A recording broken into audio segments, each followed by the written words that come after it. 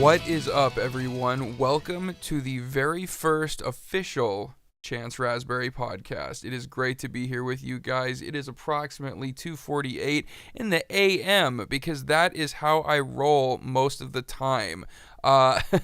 Welcome. It is Saturday morning, the best time of the whole week, and my guess is you got this link to the podcast through my Chance Raspberry newsletter, so thank you guys for reading. If you want to sign up for the newsletter and have just stumbled upon this podcast randomly or through a friend, you can simply go to my website, chanceraspberry.com, and enter your email address where it says get my newsletter at the top right of the page, then hit subscribe, and there you go.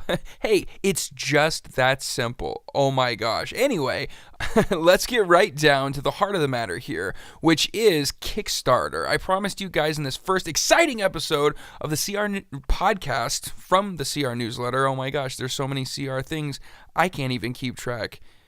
And I'm CR. But that's okay. Let's get started here, guys.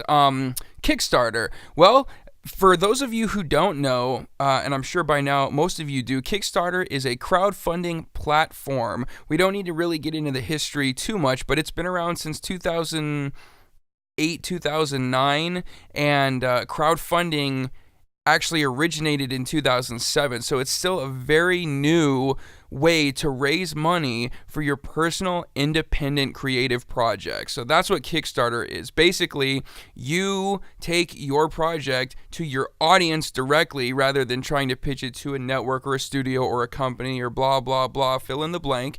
And then the audience either says, wow, that's a great idea. Sure, I'd pay $5 for a copy, or, $10 for an actual book, or $20 for a DVD, and so on and so forth. I'd pay $100 to meet the creator and do a meet and greet. So, or they'll say, no thanks, what else have you got? And you'll know. So it's also a great way to market test your ideas. Now, that said, you may also be aware of another website called IndieGoGo. So that is yet another crowdfunding platform. There's about 3 or 4 now. The original one is called, I believe their domain is now simply crowdfunding.com, but they used to be called GoFundMe.com. And so they were the ones who actually started the entire crowdfunding revolution back in 2007. So Kickstarter and IndieGoGo are the two main popular websites right now. Kickstarter is basically the Facebook of crowdfunding. They took what GoFundMe was doing and trying to do and just made it a totally user-friendly mainstream platform. And then IndieGoGo saw all the success from Kickstarter and sort of went and did the same thing. So they're kind of like the Twitter. But basically, that's kind of what we're here to do, is do a comparison and pro cons. A lot of people have asked me, Chance, you just launched a Kickstarter campaign and successfully raised over $30,000 to kickstart your pilot episode of Little Billy, which, in case any of you guys don't know, it's an original animated series I created back in 1999, starring the world's first cartoon character with a neurological condition. So if you want to check that out, you can go to he'slittlebilly.com. And everything you need to know is there, including the Kickstarter button, which takes you to the campaign. So if you want to actually use what I did as a model or a form of inspiration, influence, then that is there for you guys. So moving right along, we have Kickstarter versus IndieGoGo, and people have said, Chance, you used Kickstarter. Why? Why did you choose Kickstarter over IndieGoGo? And that is probably the best first question you can ask, is which of these two popular mainstream sites is right for me. So it really all depends what you're trying to do and what your end game is here. Now, to understand why I chose the way I did, you have to understand how each website works. So let's get right into that. Kickstarter is what I like to call an all or nothing platform, meaning if you do not raise the amount of money that you have set as your goal by the time frame you have set as your deadline, then you get nothing. And it doesn't even matter if you're $1 short. If you don't have that final dollar when the clock runs out, you get none of your $100,000. or whatever your goal happens to be. And that's something else we'll get into a little bit later, is how do I decide what amount of money I should ask for? But I digress. So getting back to how Kickstarter works, the all or nothing platform, you have to raise all your money by your deadline or you get none of it. Now, you may be asking yourself, why would they set their website up like that? Well, that's a great question. We're going to get to that in a second. So keep listening. Now let's jump over to IndieGoGo for a second.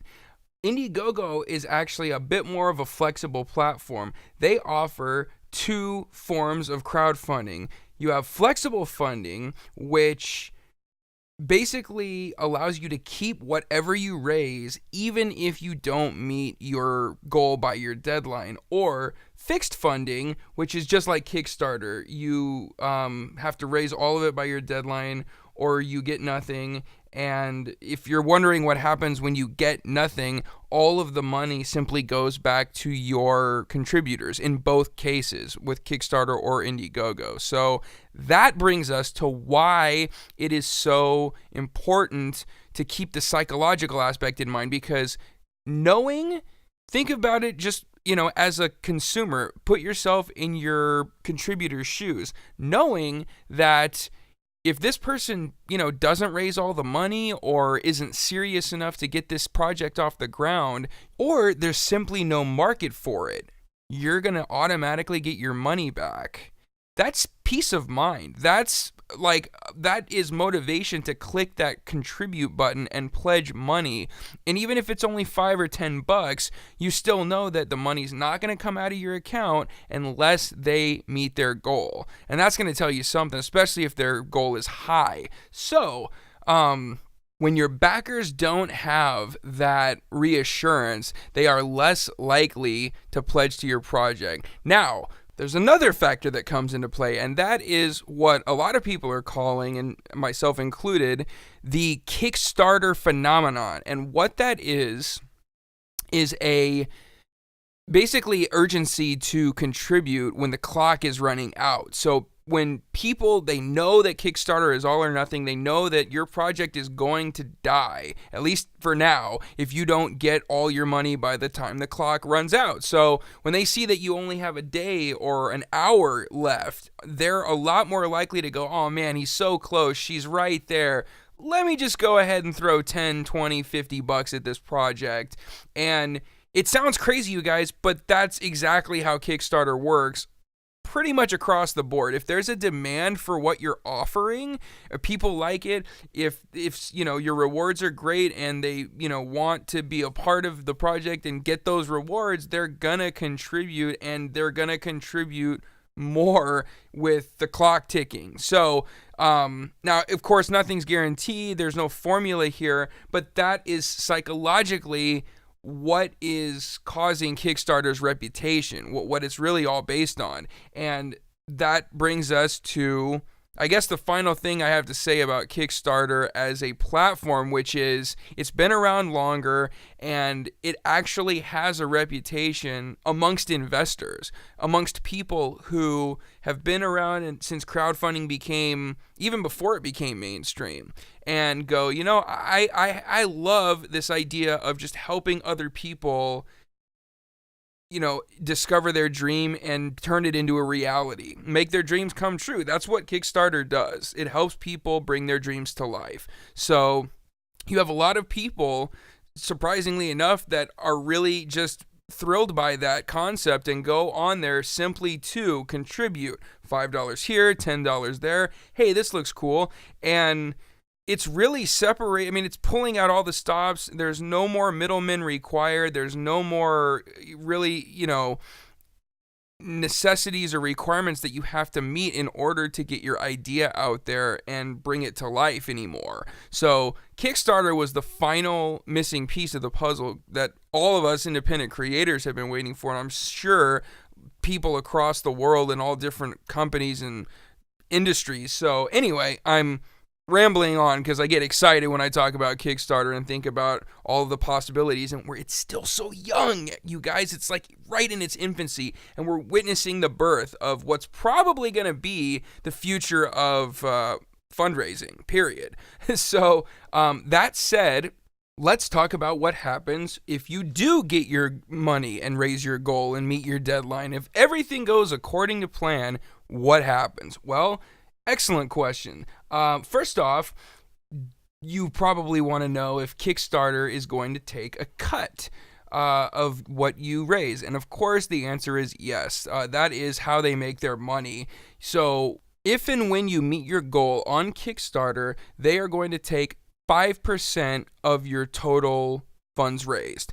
However, they are partners with Amazon.com, and that's another reason that you actually may want to go with Kickstarter, is because Amazon is well known throughout the world. Everyone knows it. Everyone trusts it. Pretty much everyone uses it. And knowing that they're the ones making sure that your money goes back into your account and that your account doesn't get charged until the goal is successfully met. I mean, that's, again, peace of mind as a consumer, as a buyer, as a spender. You are going to have much less reservation about just clicking that button and going ahead with your pledge. So that said, they take 3 to 5% in addition to Kickstarter's 5%. So you're looking at, no matter what you raise, to immediately give up 8 to 10% of your total. Now, you think, okay, well, I still get to keep 90% of the money I raised. That's awesome. But remember, the IRS views that money as income. Yes. So, in addition to the 5% Kickstarter takes and the 3 to 5% that Amazon takes, your total remaining is going to be taxed. And whatever amount you raise will determine what tax bracket, the amount of taxes you pay fall into. Now, all that said, let's look at IndieGoGo. We've talked about Kickstarter's all-or-nothing fixed funding platform. IndieGoGo also offers that. Now, here is what makes IndieGoGo so appealing. Kickstarter, I just told you, takes, combined with Amazon, 8 to 10% of the money that you get. The fixed funding platform on IndieGoGo only takes 4%. Now, again, that's if you meet your goal. If you don't, it's exactly the same as Kickstarter. It's all, going back to your contributors anyway, so you pay nothing because you got nothing. However, what makes IndieGoGo even more appealing is their flexible funding platform, which allows you to keep whatever money you raise. So, you don't meet your goal, big deal. You still get, if you had a $10,000 goal, but you made $4,000, well, that's still $4,000 more than you had.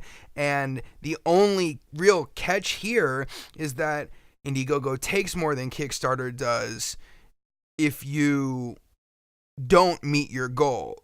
They keep 9% of whatever you earn plus 3% for credit card processing, because they do all that on their own. They're not partnered with Amazon or any other third-party company. So you're going to lose 12% instead of the 8 to 10% you would have on Kickstarter if you choose IndieGoGo and you don't meet your goal. But you still get to keep whatever you raised. So, that's definitely room for debate there. And here's the really cool thing. If you go flexible funding and you do meet your goal, they still only take 4% plus the 3% for credit card processing. So I was actually mistaken a second ago, guys. Let me backtrack. If you go the fixed funding route on IndieGoGo, they're going to do the 4% if you meet your goal and the 3% for credit card processing. So that's 7% total with IndieGoGo's fixed funding platform that's going to be taken from your total, and you're going to be losing 12% with their flexible funding platform if you don't raise all your money by the deadline. So, see, there's definitely room for debate and confusion here. So I hope this is clear. Now, you may be saying, well, that's great. I would much rather risk, only losing 4% or 7% and keep saying 4 because the way they write it is they break everything down. Sorry, guys. It's 7% fixed funding. Hey, that beats the heck out of Kickstarter's 8 to 10%. But remember, Kickstarter has been around longer. They've got the reputation, and they've got the investor pool. The people that go on just to invest in projects because it's fun to do it. And, IndieGoGo is starting to blossom in that regard, and they're sending out a lot of newsletters. They're really trying to keep up and compete, and they're doing a great job. I mean, that's why they're right there in the running with Kickstarter. So here's really the bottom line that I think we all need to ask ourselves when doing a crowdfunding project, and that is, what do I want more than anything to accomplish with this?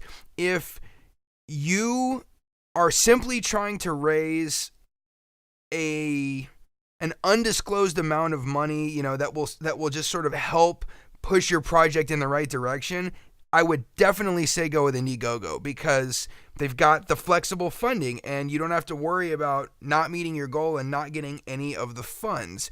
If you're going to go fixed funding, I would say probably just want to go all out with Kickstarter because even though they're going to take a little bit more than what you would be losing on IndieGoGo for meeting your full goal, they've got the reputation and they are really in the spotlight right now. I mean, it's like nobody really competes with Facebook.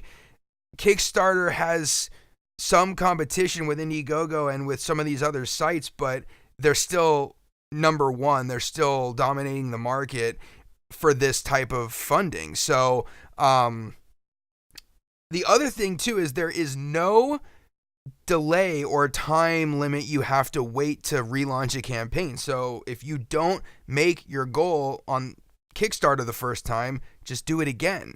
And you can always use IndieGoGo as a backup or a default plan B, if you will. So my advice is simply to, weigh your options with, and really decide, what am I trying to do? If I really need $50,000 to start, produce, and finish a production or a project, I think Kickstarter is your best bet because it's really just catered to projects like that, and it's got the reputation and the psychological ammunition for that type of funding. And if you're just trying to get those funds started, probably try IndieGoGo first, and those are good places to start. So I hope this has been helpful for you guys. Thanks so much for listening. There's so much more I can tell you about Kickstarter and crowdfunding, my own personal experiences. I plan to walk you guys through the entire campaign process with these podcasts. So tune in next time. Keep listening. Keep checking out the CR newsletter. Go ahead and subscribe at chanceraspberry.com if you haven't already.